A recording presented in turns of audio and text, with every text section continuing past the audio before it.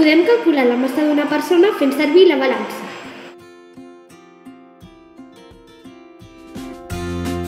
Podem fer servir la idea d'Arquímedes. Omplim una banyera plena d'aigua i introduïm la persona, en aquest cas l'Spiderman. I eureka! L'aigua que hi ha dins aquest recipient és el volum que ocupa l'Spiderman.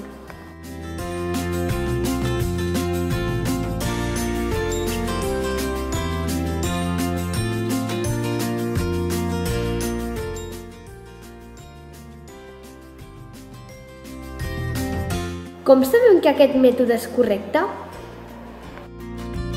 L'aresta fa 5 centímetres, per tant, el seu volum és 125 centímetres cúbics, que és igual a 125 mil·lilitres.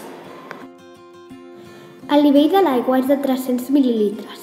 Després d'introduir el cub, el nivell és de 425 mil·lilitres.